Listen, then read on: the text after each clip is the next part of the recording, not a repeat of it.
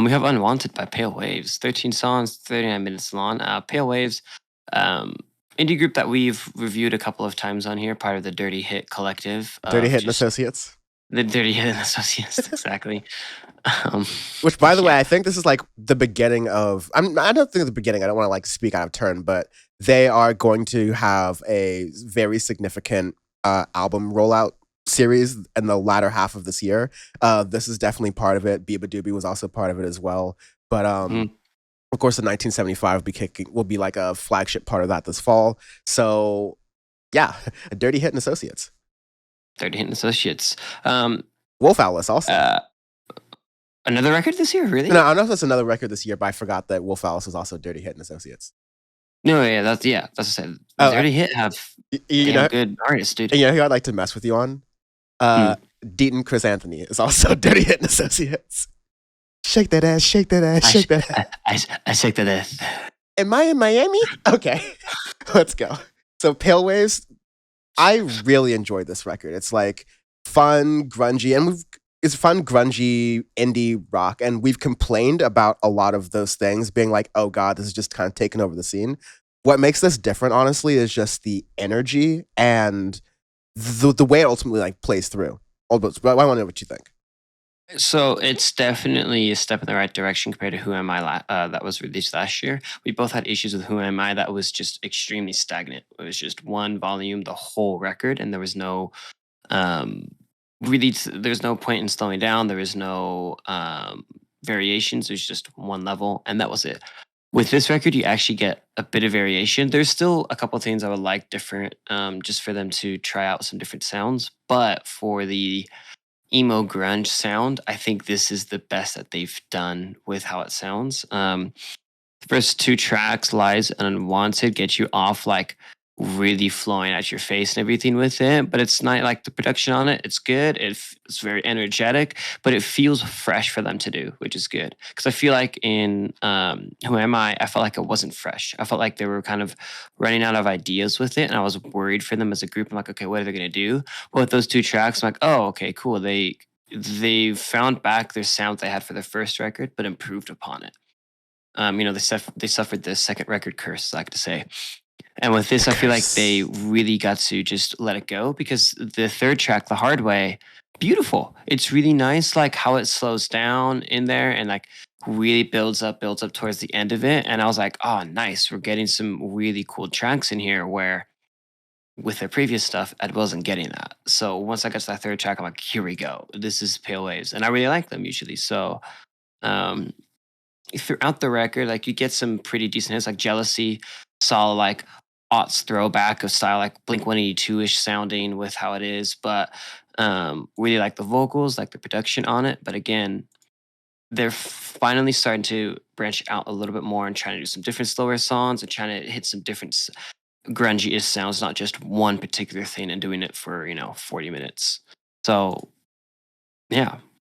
I think the best example of this, like they're doing different things, is You're So Vain, which I think might be great. Yeah, I think that might like be seen as like I don't know if it would be seen as like one of the smaller tracks in the record. Like it's not like the lead single or anything, but I like the chorus. I like the build up of everything and how that works. Yeah, I felt with the last Pale Waves record, I remember you were saying, okay, this is an artist I really want to bring on the podcast. I think they're really good.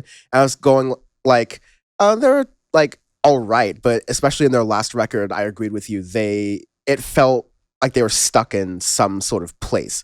This feels like they are truly branching out and growing, and I appreciate that move a lot, because the result is just a record that I feel like has a lot better staying power. I feel like it's a record that produces 100%. A lot more songs. Like I said, I'm a person who likes like more up-tempo things generally, but I admire the energy that goes into this record throughout, even through the slower songs.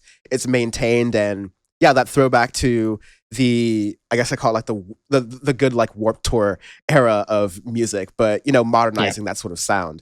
It's very enjoyable as a product, and I'm glad that this is sort of Pale Waves being able to get themselves in the right foot and return to form themselves, I guess. Yeah, it's definitely a return to form for me, because like within the first record, they had like different sounds. They had different alternate sounds that they were doing with, and within the pivot of Who Am I was like, oh, okay, let's see what happens.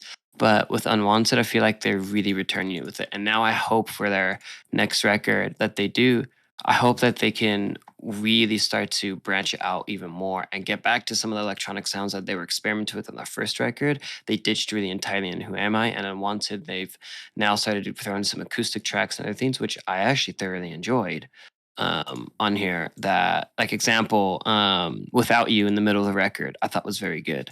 The way it's just like a beautiful in the middle of the record. Um, and then So Sick of You, the last track, I thought hit very well too. So with those things, I'm like, okay, cool. We have this grungy sound. We have this early emo-ish style of alt rock that is really aughts inspired.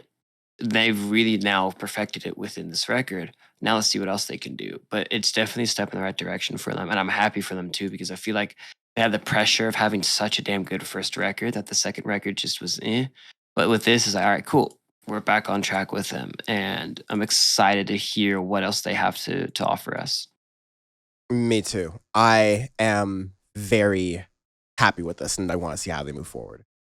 Yes. Arbitrary scale this week. We do arbitrary scales because our review is our review, and if we gave it an actual numbering system, that would be, not giving the album justice. Speaking of not giving the album justice, speaking of not giving justice, the 91 Freeway, where apparently there's just no laws. White Claws in the 91 Freeway, baby. This is definitely trying to land a Piper Archer onto the freeway. Yeah, Successfully doing it, crash landing, you walk away. Any landing you can walk away from is good landing in my book. So that's what I saw. It was like a fiery crash too, right? yeah, which is terrifying. But like both the people who were in the plane were able to walk away, and all the comments beneath there were just like apparently pilots saying, "Hey, any landing you walk away from." And the day, man, you walked away from the aircraft, you're good to go. Like, my job is done. Now you got to talk to the FAA. Hell yes. FAA is gonna like have you in a dark room for a couple questions. Jesus.